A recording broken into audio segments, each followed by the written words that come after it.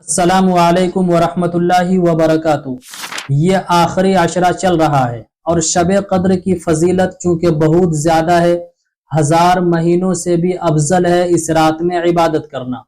तो बात आती है शब कद्र में इबादतें किस तरह करें।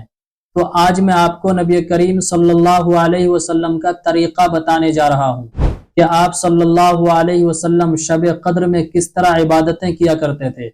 चूंकि हर किसी का टारगेट होता है कि हुजूर का तरीक़ा मुझे मिल जाए, हर किसी की ख्वाहिश होती है मेरे नबी जो अमल किया करते थे बिल्कुल सेम टू सेम वही मुझे भी मिल जाए।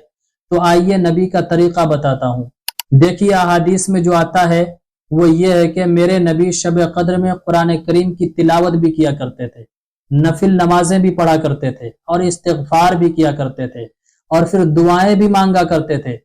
अहादीस से ये पता चलता है कि मेरे नबी कुरान करीम की तिलावत, नफिल नमाजें, इस्तिग़फ़ार और दुआ ये चारों काम किया करते थे।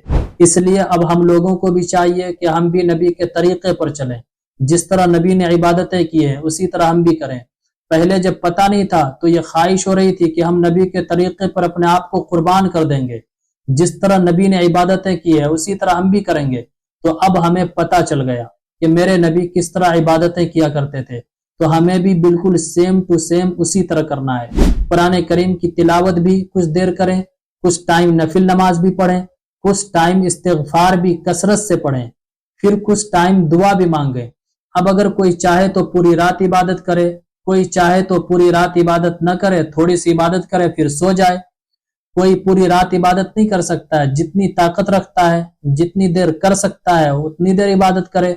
और कोई रेस्ट ले करके करना चाहता है तो वो रेस्ट ले करके करे। थोड़ी देर कुरान करीम की तिलावत करे, फिर रेस्ट ले, फिर थोड़ी देर नफिल नमाज पढ़ ले, फिर रेस्ट ले, फिर थोड़ी देर इस्तिग़फ़ार करें, फिर थोड़ी देर आराम कर लें, फिर तस्बीहात पढ़ें, फिर आराम कर लें, फिर दुआ मांगे, फिर चाहे दोबारा कुरान करीम की तिलावत करें, फिर नफिल नमाज पढ़ें। मतलब रेस्ट ले करके अगर इबादत के करने में मजा आ रहा है, दिलचस्पी ज्यादा बढ़ रही है तो उसी तरह करें। अच्छा, चूंकि हम पूरी रात इबादत में लगे रहते हैं तो सलातो तस्बीह की बहुत ज्यादा फजीलत है। तो अगर कोई चाहे तो इस रात में सलातो तस्बीह भी पढ़ ले।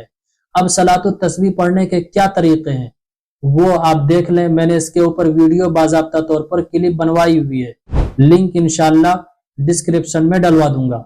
बहुत सारी बहनें ये पूछती हैं कि क्या शब कद्र में हम कज़ा नमाज भी पढ़ सकते हैं, कज़ा उम्री भी पढ़ सकते हैं।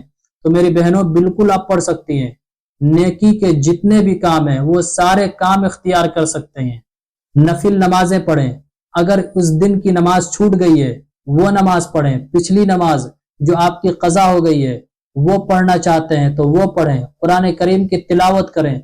बल्कि कोशिश ये करें कि हम नबी के तरीके पर, जिस तरह प्यारे आका सल्लल्लाहु अलैहि वसल्लम शब कद्र में इबादतें किया करते थे, मैंने तरीका भी आपको बता दिया। एक हिस्सा कुरान करीम की तिलावत में लगाएं, एक हिस्सा नफिल नमाज में लगाएं, एक हिस्सा इस्तिग़फ़ार में लगाएं, दरूद शरीफ में लगाएं, एक हिस्सा दुआ में लगाएं। फिर दोबारा अगर शुरू करनी है तो इसी तरह शुरू करें। बीच में अगर रेस्ट लेना हो तो रेस्ट भी लें, कोई दिक्कत की बात नहीं है। तो इसी तरीके को सेम टू सेम जिस तरह मेरे नबी ने इबादतें की है बिल्कुल सेम उसी तरह आप भी इबादतें करें। और यही तरीका अपने घर के अफराद को भी सिखाएं, घर की फैमिली को, घर की ख्वातीन जब शब कद्र में इबादत करने के लिए बैठती है तो उनको भी यही तरीका सिखाएं। मोहल्ले के लोगों को जो मस्जिद में इबादतें करना चाहते हैं उनको भी यही तरीका सिखाएं। इंशाअल्लाह उम्मीद है शब कद्र हासिल हो जाएगी। और इस क्लिप को जहां तक हो सके शेयर भी कीजिए। दीन की बात है, दीन की बात का फैलाना सदका जारिया है, बहुत बड़ा अजर और सवाब का काम है। अस्सलामु अलैकुम वरहमतुल्लाहि वबरकातुहू। इस्लामिक स्कॉलर मुफ्ती खिज़र हयात पारसमनी के ऑफिशियल चैनल को सब्सक्राइब कीजिए, जहां पर मिलेंगे आपको मुफ्ती साहब के बयानात, इस्लामिक हिस्ट्री, शरई मसाइल और भी बहुत कुछ सीखने को।